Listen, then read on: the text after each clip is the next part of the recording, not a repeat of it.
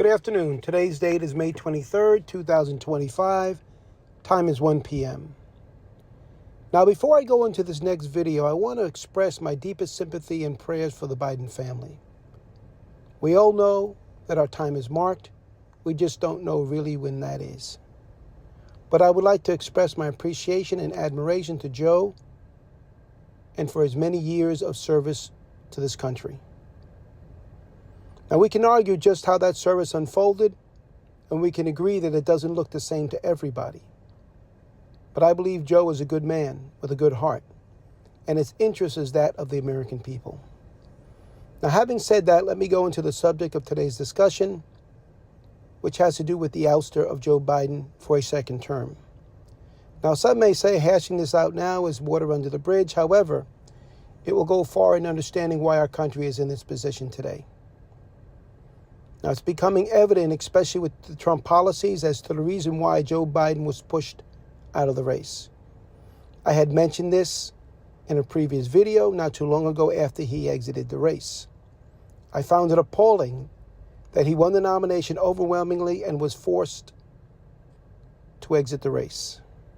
Make no mistake, he was pushed out.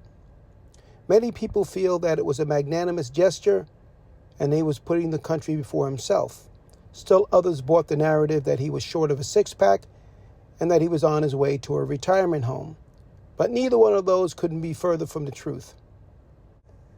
The top-tier Democrats had a heavy hand in persuading him to leave prior to the election because the perceived notion was that they may lose their seats in the House and in the Senate. Why would they have lost their seats? Because the same people that were funding the presidential election were also funding the down-ballot races as well, the big donor groups. Nancy Pelosi, Hakeem Jeffries, and Chuck Schumer were pressured to do the bidding of these donor groups. Otherwise, they or their colleagues may not live to fight another political day. This is not red against blue, MAGA against liberals. Make no mistake, it is red and blue against green. So you ask yourself, why didn't they want Joe Biden to serve a second term? What is unfolding in front of our eyes today is the exact reason. They did not want the tax cuts for the top 1% of this country to expire. This is something that Joe Biden promised that he would do should he become president in a second term. They did not want Kamala either because even though she wasn't in lockstep with Joe, she also would have certainly allowed these tax cuts to expire. This would have meant billions of dollars in tax breaks lost and regulations in place for the safety and the protection of the American people, costing them even more. The donor groups preferred a brokered convention so they can handpick their own puppets. Not to mention upending entitlement programs so they can make way for their multi-trillion-dollar tax cut for themselves.